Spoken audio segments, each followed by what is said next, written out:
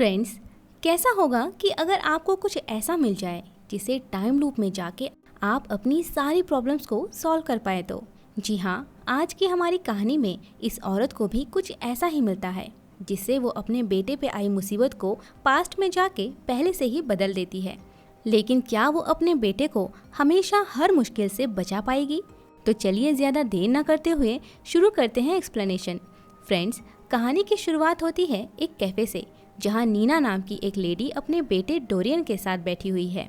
नीना एक single mother है और अपने बेटे की परवरिश उसने अकेले ही किया है, जिसके लिए उसे बहुत संघर्ष करना पड़ा। आज का दिन उसके लिए बहुत खास है क्योंकि डोरियन को उसके ड्रीम कॉलेज में एडमिशन मिल गया है और आज डोरियन के कॉलेज का पहला दिन है। इसीलिए नीना उसे कॉलेज ड्रॉप करने के लिए आई है और कॉलेज पहुंचने से पहले वो इस कैफ़े में आए हैं। हम देखते हैं कि यहाँ बैठ के नीना अपने बैग से एक कैमकॉर्डर निकाल के एक वीडियो शूट करती है। जी हाँ, आज के ज़माने में भी नीना इस पुराने ज़माने का कैमकॉर्डर यूज़ करती है। दरअसल ये कैमकॉर्डर नीना के डैड ने उसे दिया था और जब डोरियन छोटा था तभी से ही नीना उसकी सारी एक्टिविटीज़ इस कैमकॉर्डर में रिकॉर्ड करती आ रही है और आज के इस खास दिन को भी नीना अपने इस कैमकॉर्डर में रिकॉर्ड करना चाहती है। डोरियन इस बात से अच्छे से वाकिफ था, इसीलिए अपनी मॉम को ये सब करते देख उसे बिल्कुल भी हैरानी नहीं होती है और नीना भी खुशी खुशी उसका इंटरव्यू शुरू करती है। लेकिन इसी बीच गलती से डोरियन से थोड़ा सा सॉस उसके टी शर्ट पे गिर जाता है और डोरियन इस तरह से वीडियो शूट नहीं करवाना चाहता था, इसीलिए वो अपनी मॉम को दोबारा शूट करने के लिए बोलता है। लेकिन गलती से नीना रिवाइंड का बटन प्रेस कर देती है। लेकिन इसके बाद जो वो देखती है, इससे नीना हैरान हो जाती है। वो डोरियन की तरफ देखती है, लेकिन उसकी टी शर्ट पे लगा सॉस गायब था, जैसे कभी उसकी टी शर्ट पे सॉस लगा ही नहीं था। इवन उसने तो अभी सॉस का बॉटल उठाया तक नहीं। नीना को कुछ समझ नहीं आता कि अभी अभी उसके साथ क्या हुआ। वो सोचती है कि शायद ये कोई डेजावू था। वो डोरियन से भी इस बारे में पूछती है, लेकिन वो ऐसे बिहेव करता है जैसे कि कुछ हुआ ही नहीं। इवन उसे भी समझ नहीं आता कि आखिर उसकी मॉम क्या बोल रही है। खैर, इसके बाद वो लोग कॉलेज के लिए निकल पड़ते हैं।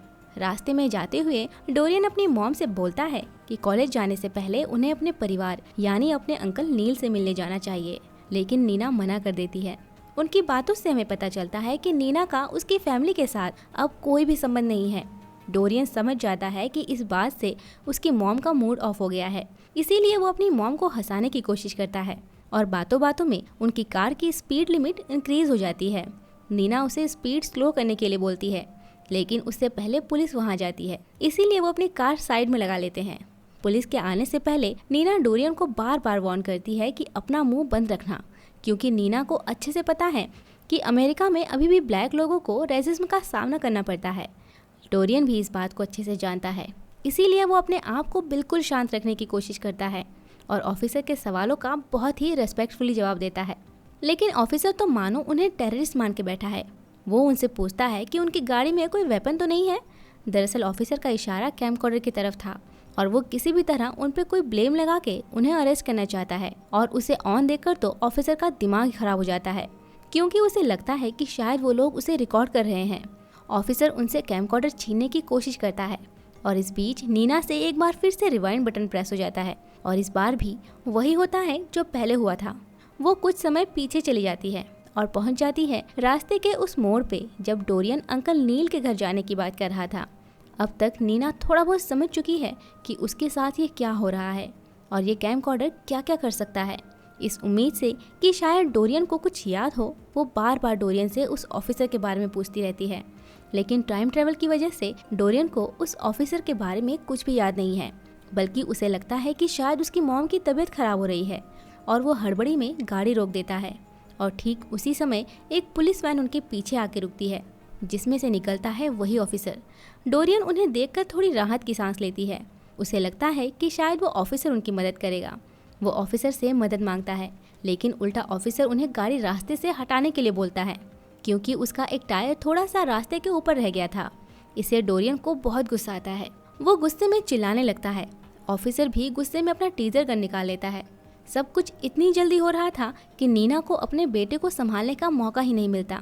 लेकिन किसी तरह वो एक बार फिर से अपने कैमकॉर्डर का रिवाइंड बटन प्रेस कर देती है, जिससे सब कुछ एक बार फिर से पीछे चला जाता है और क्रिएट होता है एक और नया टाइमलाइन। लेकिन इस बार नीना को सब कुछ क्लियर हो चुका है और वो पहले की तरह घबराती नहीं है। बल्कि अपना हर एक कदम सावधानी से उठाती है। इस बार वो नोटिस करती है कि वो ऑफिसर भी उनके साथ उसी कैफे में ब्रेकफास्ट कर रहा है। मतलब शुरू से ही वो वहीं पर था और वहीं से ही उस ऑफिसर ने उन्हें अपना टारगेट बनाया हुआ था, वो भी विदाउट एनी रीजन। यानी कि यह मामला साफ साफ रेसिज्म का है। फ्रेंड्स, आज भी अमेरिका जैसे मॉडर्न कंट्रीज में भी रेसिज्म आम बात है। वहाँ आज भी काले और गोरों में फर्क समझा जाता है। इसके कई किस्से और न्यूज़ आए दिन न्यूज़ में सुनने को मिल ही जाते हैं। खैर, ये बात उनकी पिछली टाइम ट्रेवल से बिल्कुल क्लियर हो चुका है कि वो ऑफिसर उन्हें बेवजह ही परेशान कर रहा है। इस चीज़ का सामना नीना ने पूरी जिंदगी किया है। वो अब डिसाइड करती है कि इन सब का असर वो अपने बेटे पे नहीं पड़ने देगी। इसीलिए इस बार वो खुद ही कार ड्राइव करने का फैसला करती है और गाड़ी घुमाकर अपना रूट भी चेंज कर लेती है। लेकिन फिर भी उसका मन नहीं मान रहा था, तो वो डिसाइड करती है कि वो आज कॉलेज नहीं जाएगी बल्कि किसी मोटल में रुक जाएगी, शायद इससे खतरा टल जाए। लेकिन वो डोरियन को इस बारे में कुछ भी नहीं बोलती कि उसके दिमाग में क्या चल रहा है, बल्कि वो डोरियन को कोई दूसरा बहाना देकर वहाँ रुकने के लिए बोलती है। तो डोरियन भी आसानी से मान जाता है और दोनों आज की रात एक मोटेल में जाके रुकते हैं। लेकिन परेशानी उनका पीछा यहाँ भी नहीं छोड़ती। अचानक कोई उनके दरवाजे पे नॉक करता है और ये कोई और नहीं, वही ऑफिसर है जो हर बार उन्हें परेशान करता है। इस बार वो उनके पास एक नॉइज कंप्लेंट लेकर आया है, लेकिन उन्होंने तो इस रूम में किसी भी तरह का कोई नॉइज किया ही नहीं। नीना समझ चुकी है कि ये बस ऑफिसर की चाल है उन्हें परेशान करने के लिए। ऑफिसर बस उन्हें हरास करना चाहता है। फिर भी वो शांत रहती है और अपना कैमकॉर्डर निकाल लेती है। ऑफिसर जब उनसे उनका आईडी मांगता है तब भी वो शांत ही रहती है। लेकिन डोरियन को ऑफिसर का बिहेवियर बहुत रूड लगता है और बातों बातों में अचानक ही ऑफिसर डोरियन पे हमला कर देता है। ऑफिसर डोरियन को धक्का दे देता है जिससे वो गिर जाता है। इसके तुरंत बाद ऑफिसर अपनी गन निकाल लेता है। ये सब देख के नीना एक बार फिर से रिवाइंड बटन प्रेस कर देती है और पहुंच जाती है उस कैफे में जहां से इन सब की शुरुआत हुई थी, और वो ऑफिसर इस बार भी वहीं पे बैठा था। नीना को समझ नहीं आता कि वो उस ऑफिसर से अपना पीछा कैसे छुड़ाए। वो एक प्लान बनाती है कि क्यों ना सिचुएशन बिगड़ने से पहले ही उस ऑफिसर से दोस्ती कर ली जाए। नीना वही कोशिश करती है और खुद ही जाकर ऑफिसर से बात करती है, लेकिन इससे भी बात नहीं बनी। और जब नीना और डोरियन कैफे से निकलने वाले थे तब अचानक ही ऑफिसर उन्हें रोक लेता है और उनसे गाड़ी के पेपर्स दिखाने के लिए बोलता है, क्योंकि उसे यकीन ही नहीं हो रहा था कि नीना इस गाड़ी की ओनर है। इस बार नीना अपना आपा खो देती है। उसे ऑफिसर पे गुस्सा आने लगता है और गुस्से में ही वो ऑफिसर को जवाब देती है कि ये कार उसने अपनी मेहनत से खरीदी है। उधर डोरियन हमेशा पोलाइट से दिखने वाली अपनी मॉम का ये रूप देख के हैरान है और टेंशन में वो अपनी कार की तरफ भागता है अपना फोन लेने के लिए, क्योंकि कार के रजिस्ट्रेशन के सारे पेपर्स उसके फोन में ही थे। लेकिन ऑफिसर को लगता है कि शायद वो कोई वेपन लेने के लिए जा रहा होगा और उसके पलटते ही बिना कुछ सोचे समझे ऑफिसर उस पर गोली चला देता है, जिससे डोरियन की वहीं पर मौत हो जाती है। जब नीना अपने बेटे की लाश लेने के लिए मॉर्च में बैठी हुई थी तब वो एक आखिरी कोशिश करती है।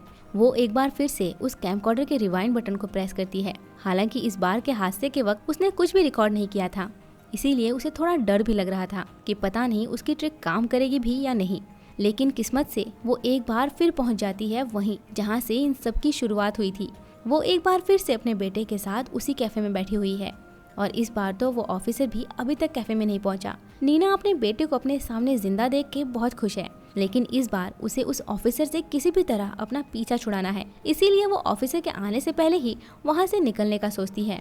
लेकिन कैफे से निकलते समय उनकी मुलाकात एक बार फिर से ऑफिसर से होती है और ऑफिसर के कुछ बोलने से पहले ही नीना वहाँ से निकल जाती है। पर ऑफिसर नीना के टेंशन को भाप जाता है और उनका पीछा करने लगता है। उधर नीना इतनी परेशान हो गई है कि इस बार वो सब कुछ अपने बेटे डोरियन को बोलती है। डोरियन नीना को एक आइडिया देता है कि आपने सारे रास्तों पे चलकर देख लिया है सिवाय अपने घर के रास्ते के, जो लेकर जाता है आपको आपकी फैमिली तक, क्योंकि हम अपने अतीत से भाग सकते हैं, अपने फ्यूचर को नहीं बदल सकते और इस वक्त बस उनका साथ ही उन्हें इस मुसीबत की घड़ी से निकाल सकता है। नीना इस बार डोरियन को मना नहीं कर पाती। वो अपनी कार घुमाती है और पहुंचती है अपने घर जहां उसका बचपन बीता था। कई सालों बाद अपनी बहन को देख के नीना का भाई नील बहुत सरप्राइज होता है और जब नीना उन्हें अपनी परेशानी और टाइम ट्रेवल के बारे में बोलती है तब नील को बिल्कुल भी हैरानी नहीं होती है, क्योंकि उनके डैड के पास ऐसी अजीबोगरीब बहुत सारी चीजें थी जो वो इस देश में आते समय अपने साथ लेकर आए थे, और उन्हीं में से एक है ये कैमकॉर्डर जो उन्होंने नीना को दी थी। उनके डैड हमेशा एक बात कहा करते थे कि परिवार से बड़ा कुछ भी नहीं होता है, इसीलिए नील उनकी मदद करने को तैयार हो जाता है नील अपनी बहन नीना को प्रॉमिस करता है कि चाहे कुछ भी हो जाए वो डोरियन को कॉलेज पहुंचा के ही रहेगा, क्योंकि ये सिर्फ इस टाइम लूप से बाहर निकलने की बात नहीं है, ये बात है उनके अस्तित्व की, ये बात है समानता की। आखिर कब तक उन्हें इस तरह से रेसिज्म का सामना करना पड़ेगा? आखिर कब तक उन्हें व्हाइट लोगों का जुर्म सहना पड़ेगा? आखिर वो भी तो इस देश के सिटीजन है, तो उन्हें भी वो सारे अधिकार मिलने चाहिए जो किसी व्हाइट के पास हैं। और फाइनली बहुत सोचने के बाद नील को एक आइडिया आता है। नील के पास उनके सिटी का एक ब्लूप्रिंट था जो 1950 में बनाया गया था, और इस ब्लूप्रिंट में है इस सिटी के सारे ड्रेनेज का मैप। नील जब छोटा था तब वो अपने कुछ दोस्तों के साथ यहाँ कई बार आया करता था, इसीलिए उसे यहाँ के मल्टीपल एग्जिट पॉइंट्स के बारे में पता है, जिनमें से एक एग्जिट पॉइंट बिल्कुल डोरियन के कॉलेज के सामने है।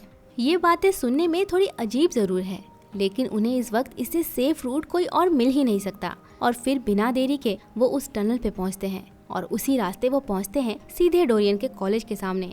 अब डोरियन अपने कॉलेज से बस कुछ ही कदम दूर था और नीना भी बहुत खुश है कि फाइनली उसने अपने बेटे को उसकी मंजिल तक पहुंचा दिया है। लेकिन नीना की ये खुशी ज्यादा देर तक नहीं टिकती और उनके कॉलेज के गेट को पार करने से पहले ही ऑफिसर उन्हें रोक लेता है, क्योंकि ऑफिसर ने उन्हें ड्रेनेज से निकलते हुए देख लिया था। ऑफिसर उन्हें क्रिमिनल समझता है और इसीलिए उसने अपनी पूरी टीम को भी यहाँ बुला लिया है। लेकिन वहाँ मौजूद सारे लोग ये समझ रहे थे कि ये ऑफिसर अपनी बेबुनियाद शक के चलते जानबूझकर नीना और उसके बेटे को परेशान कर रहा है। ऑफिसर सोचता है कि शायद नीना और डोरियन सरेंडर कर देंगे, लेकिन इस बार नहीं। नीना इस बार रिवाइंड बटन प्रेस नहीं करती है, क्योंकि इस बार वो अकेली नहीं है। इस बार उसकी फैमिली उसके साथ है, उसकी कम्युनिटी उसके साथ है। वो अपना कैमकॉर्डर उठा के रिकॉर्डिंग शुरू करती है। हम देखते हैं कि वहाँ मौजूद लोगों ने भी अपना अपना स्मार्टफोन निकाल लिया है और ऑफिसर की वीडियो रिकॉर्डिंग शुरू कर दी है, ताकि दुनिया को भी पता चले कि यहाँ क्या हो रहा है। क्योंकि इस बार बात नीना और उसके बेटे की नहीं थी, इस बार बात है ब्लैक और व्हाइट के भेदभाव की, बात है सही और गलत की। इस यूनिटी को देख के ऑफिसर घबरा कर अपनी टीम के साथ वहाँ से चला जाता है और अब डोरियन अपने कॉलेज में एंटर करता है। फाइनली नीना इस दर्दनाक टाइम लूप से बाहर आने में कामयाब हो जाती है। हालांकि रास्ता मुश्किलों भरा जरूर था, लेकिन इतनी बड़ी कीमत चुकाने के बाद उसे जो चीज़ मिली थी वो उसके लिए किसी खजाने से कम नहीं था। इसीलिए वो उस कैमकॉर्डर को जिंदगी भर संभाल के रखती है। सीन चेंज होती है। इस घटना के अब कई साल बीत चुके हैं। अब डोरियन की जिंदगी बिल्कुल उसी तरह चल रही है जैसे नीना चाहती थी। वो अपनी फैमिली के साथ बहुत खुश है, लेकिन इतने सालों में नीना ने उस कैमकॉर्डर का साथ बिल्कुल भी नहीं छोड़ा। वो अपने हर छोटे बड़े मोमेंट को उस कैमकॉर्डर में जरूर रिकॉर्ड करती है, क्योंकि यहाँ तक पहुँचने के लिए उसे पता नहीं कितनी बार उस रिवाइंड बटन को प्रेस करना पड़ा, जिसके बारे में शायद नीना ने डोरियन को भी नहीं बताया होगा कि कितनी बार इस बटन को प्रेस करके उसने अपनी फैमिली को किन किन मुसीबतों से बचाया है। वो इस कैमकॉर्डर के साथ इमोशनली इस हद तक अटैच्ड है कि एक पल के लिए भी वो इसके बिना जीना नहीं चाहती है। वो हमेशा सब कुछ रिकॉर्ड करती रहती है, इस डर से कि कहीं कुछ छूट ना जाए। लेकिन डोरियन को लगता है कि इस कैमकॉर्डर की वजह से तो उसकी मॉम जीना ही भूल चुकी है, इसीलिए उन्हें अब इस कैमकॉर्डर को रख देना चाहिए और उन्हें अपनी जिंदगी को खुल के जीना चाहिए। लेकिन नीना ऐसा बिल्कुल नहीं चाहती, लेकिन डोरियन के बार बार समझाने पर वो मान जाती है। वो कैमकॉर्डर को रख देती है, लेकिन उसकी पोती जैसे ही उसे उठाने जाती है, कैमकॉर्डर उसके हाथ से नीचे गिर के चकनाचूर हो जाता है और इतने सालों से संभाल के रखा हुआ उसका ये कीमती चीज़ एक ही पल में उसकी आंखों के सामने बिखर गया और अब वो चाहकर भी कुछ भी नहीं बदल सकती। ये सोच सोच के नीना परेशान होने लगती है, लेकिन डोरियन को जैसे कोई फर्क ही नहीं पड़ता। इसीलिए वो बहुत ही कैजुअली अपनी बेटी के लिए आइसक्रीम लाने के लिए निकल जाता है। लेकिन उसके निकलते ही नीना का दिल जोर जोर से धड़कने लगता है। उसे लगता है कि जैसे बाहर पुलिस खड़ी है और उसे पुलिस की सायरन सुनाई देने लगती है। शायद ये उसका कोई भ्रम था या फिर उसका अतीत एक बार फिर से उसके सामने खड़ा था। और इस तरह से हम सभी के दिलों को जोर जोर से धड़काने के इस सवाल के साथ ये मूवी यहीं पे खत्म होती है। तो फ्रेंड्स, कैसी लगी आपको ये कहानी? कमेंट में ज़रूर बताएं और साथ ही ये बताना ना भूलें कि इसके बाद आप कौन सी मूवी की कहानी को सुनना चाहेंगे। अगर आपको हमारा एक्सप्लेनेशन अच्छा लगा हो तो वीडियो को लाइक, शेयर एंड सब्सक्राइब कर हमें सपोर्ट करें। जल्द ही मिलते हैं एक और मज़ेदार कहानी के साथ। तब तक के लिए बाय बाय।